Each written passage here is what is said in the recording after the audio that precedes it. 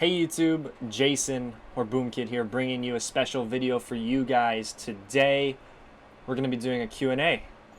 3 weeks ago, I asked Instagram, Twitter, my IRL friends to send me some questions of things they wanted to know. And today, I'll provide you some answers. Before we get started, make sure you like, comment, and subscribe. Let me know what kind of content you guys want to see from me next. I have a few vlogs coming your way. I'm super excited to go and get those edited. But yeah, let's get right into the video. Questions, I have answers. Let's get it started. First question. Where did you come up with your name? From Salad on Twitter. So my name, Boomkid, started off when I was 8 years old. My basketball team was called Boom. And I played with that team for 10 years, between the years of 8 and 18. That's where my hat comes from. Boom. That's where all the jerseys you see me in YouTube videos and on stream wearing, that's where all those came from. That was like a family for me. That basketball team means a lot to me, and I'm proud to be able to represent that name today, to this date anyway. It started so long ago, and I still have the same name, Boomkid. My number was 6, so my first original Xbox gamer tag was Boomkid6, and it's stuck with me ever since. I've been an OG, so I've had it ever since then, and I'm just enjoying my life representing Boomkid, and I'm on Limit, so it's Limit Boomkid. If you didn't know, you heard. What got you into gaming? What was your first game? From Lily on Twitter. Thank you, Lily. Great question. So what kind of got me into gaming was just, watching Pokemon on TV. Like, seeing the whole Indigo League Ash running through the Indigo League on TV, was super cool to me, I guess. And I really enjoyed watching Pokemon. So I'm pretty sure my first ever console or, gaming device was a Game Boy Color to play Pokemon. I absolutely loved it. I'm a Pokemon nerd. I've loved Pokemon ever since I was a young kid. Shout out Pikachu Game Boy. But yeah, I've been a Pokemon nerd ever since I was a young kid, When did you first start to play Call of Duty? From Taka. First started to play Call of Duty, actually, it was with my Boom team. We were on a trip onto a neighbor island, and I was about 10 years old. One of the 12-year-old kids brought their Xbox 360, and we were playing Modern Warfare 2, just custom games against each other, private lobby, fooling around on Terminal, and that's my first ever memory of Call of Duty too, just playing with my teammates against each other on Terminal in a hotel room. And it was super fun. And when I got home, I borrowed my brother's Xbox 360 because he had a PlayStation 3, and I got into Call of Duty. That's kind of where it all started. Modern Warfare 2, playing with my Boom teammates, the Boom family, and it was just totally awesome. That's where it all started. And here I am today. Alright, next question. First COD YouTubers watched, and your favorite Call of Duty team of all time. That is from Sprites right here. That's from Sprites. The first ever COD YouTuber I believed I watched was White Boy 7th Street. I used to love his content. His content was, he used to do the fastest nukes, and then he went to Black Ops 1 doing High Roller Live. I loved all that shit. That stuff was awesome. It was I would just have the time of my life. I'd still go back to watch Best of White Boy 7th Street, High Roller Live, the 13-minute and 37-second video. I watch that about once a month, probably more than that, to be honest, because I just want a good laugh, and it's totally awesome, totally nostalgic. Black Ops 1, High Roller Live wagers for COD points. Dude he was a clown. It was so funny. As for my favorite Call of Duty team of all time, I first started watching competitive Call of Duty in Black Ops 2 with Optic Gaming, and it was Big Timer, Merc, Nadeshot, and Scumpy. That team was hilarious. I used to love Big T's content, pure next level. I got a 2-piece. I got a 3-piece.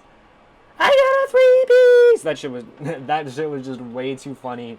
I loved it. Those guys were hilarious. And that has to be one of my favorite Call of Duty teams of all time, even though they weren't able to win any champs together. Next question.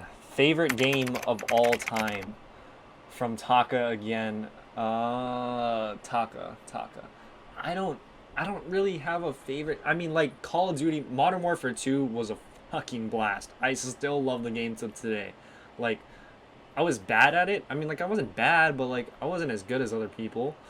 But I just had fun. Like I could get on the game, play with my friends, and just have an absolute blast. And that's got to be one of my favorite games. Other than that, there's Minecraft. Minecraft is totally awesome. You can play Minecraft for hours. You can do different things. Minecraft is endless. It's an endless realm, you know? So I guess I have a top three. I have Modern Warfare 2, Minecraft, and then we'll go Pokemon.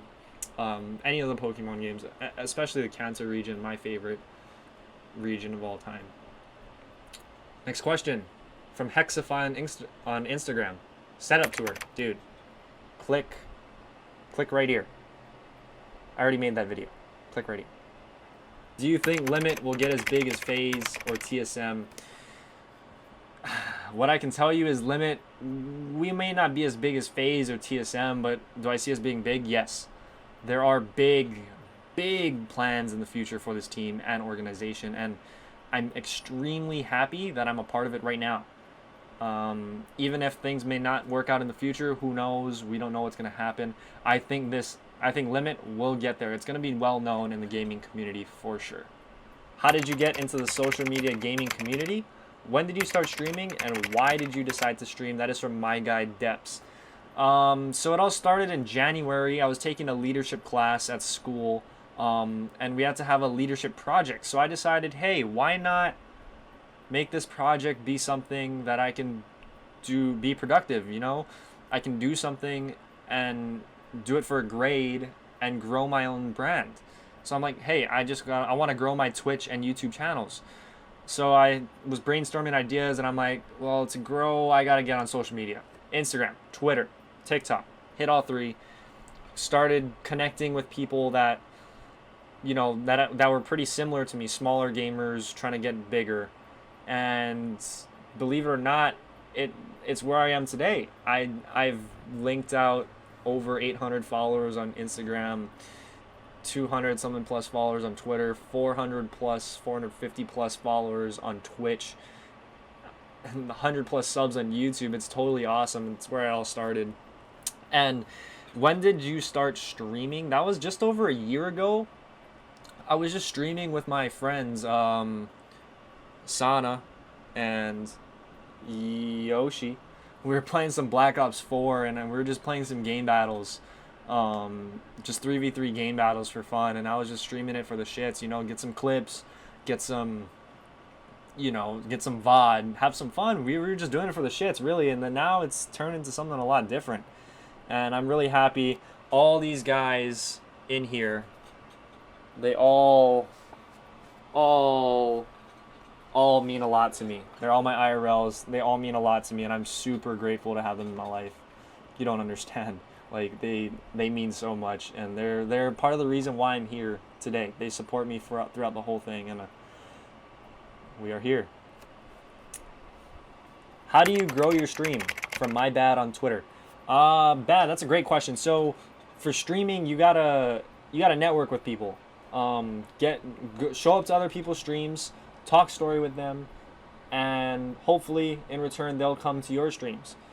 But first, once you get that done, you have to talk to them in your stream. You know, it's kind of weird if you have somebody in your stream and they're just watching you play and not talking. That's kind of weird, isn't it?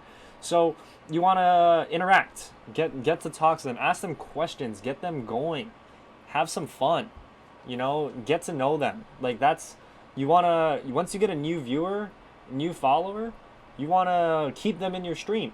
Like they want to be there for your vibes. Not just the game you're playing, but your vibes, you know? They want entertainment. They want to watch something that they want to watch, or else they can just go to a different stream, you know? And it's all a big grind, you know, growing your stream. Social media, of course, is a huge thing. Promote yourself externally, not just through the Twitch website. You know, get yourself on social media. Get your IRLs to watch your stream sometimes, you know? And that's all important of growing.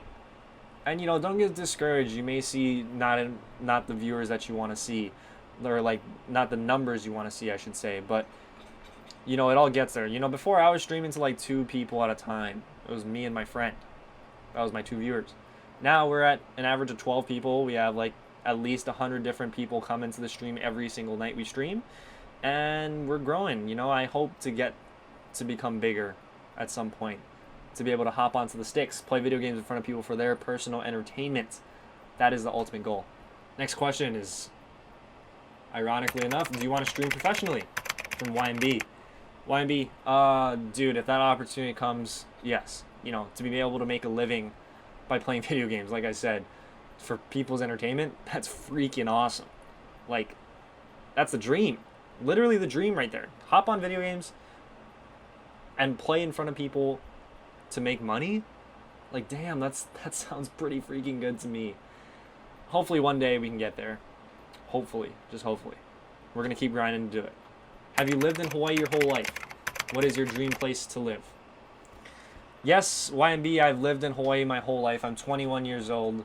Lived in Hawaii my whole life, but my last 3... I'm a senior in college. We're going to be a senior this year. In the last 3 years, I spent my time for school in Minneapolis, Minnesota.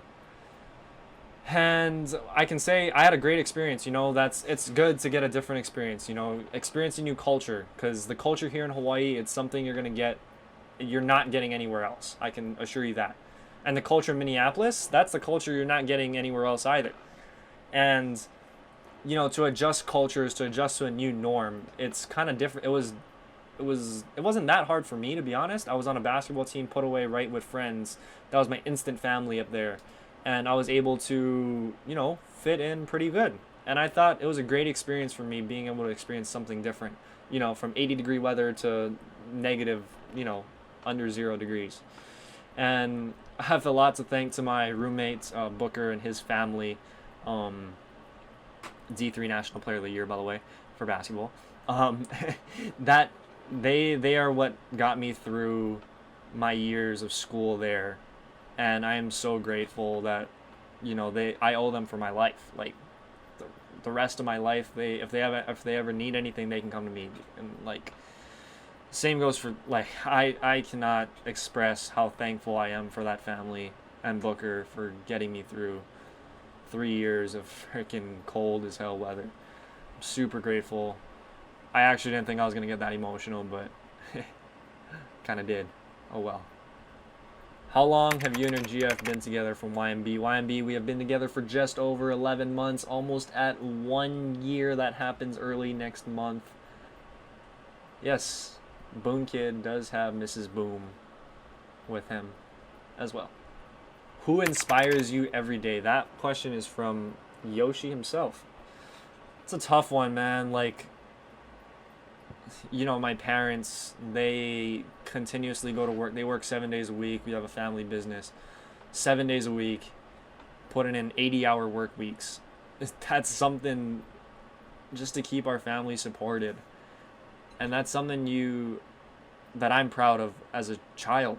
Like, I'm super proud because they just get up, go to work, come home late, take care of me.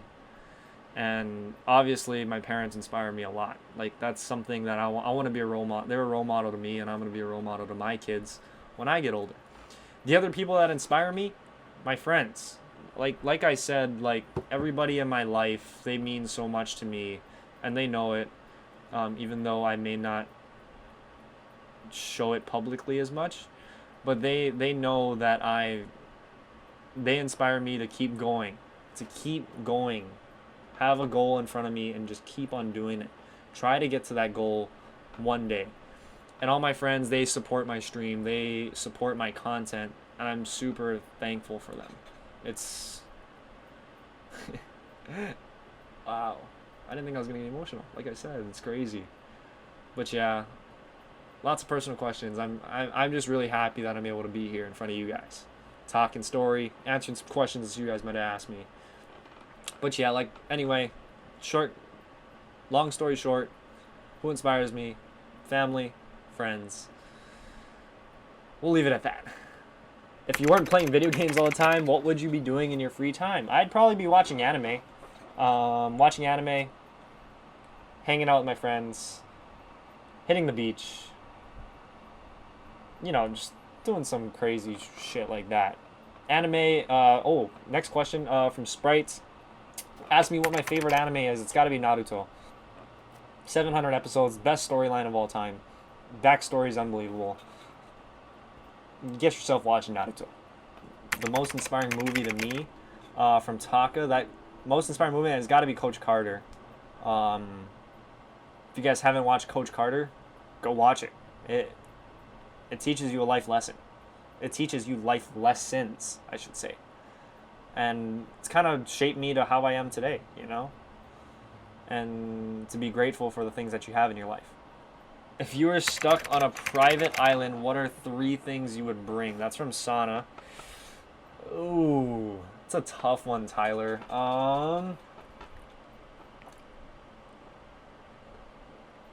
I don't know if this counts, but you mean you gotta bring some food. You gotta bring some. I want water. Water. Stay hydrated, folks. And then, ooh, I don't know, like a book maybe, something to keep you occupied. Cause like private island, you're not gonna have cell service. Damn. You know what? I'm gonna ask YouTube. I'm gonna ask you guys, if you were stuck on a private island, what are 3 things you would bring? Because I don't know how to answer that question. Hell. And the last and final question, what is your most embarrassing moment? So, we were at senior camp. All of us in this picture. We were at senior camp. And we were around the bonfire for the night. You know, just our class of 215 kids. And we're doing a talent show. So I'm an awful singer. If you guys haven't been to my streams and found out, I'm a terrible singer. There was a song called Paul the Koala. I go up there and I'm like, can I do this? I was just bold as shit, I guess. Don't ask me why I did it. I felt like doing it. I don't know why. Shit. Why not? So, you know, had to get up to the front with the mic. You know, Paul the Koala lived in Guatemala, 'cause she heard the trees there were a little taller. It turned out they were smaller, so she moved to Lake Ufal and to Walla Walla, Washington. Luckily, I had Taka right here. He came down to the stage with me and was just in the background making everything better, you know, just... I wish I had video of it. I don't. We weren't allowed to have our phones, so luckily, no embarrassing. Like, I know all these guys watching it, they're probably laughing their ass off because they remember, and we talk about it to this day. But that was by far one of the most embarrassing things, and people were just looking at me funny because I was just up there. They didn't think I would do that. Shit, why not? So I ended up doing it.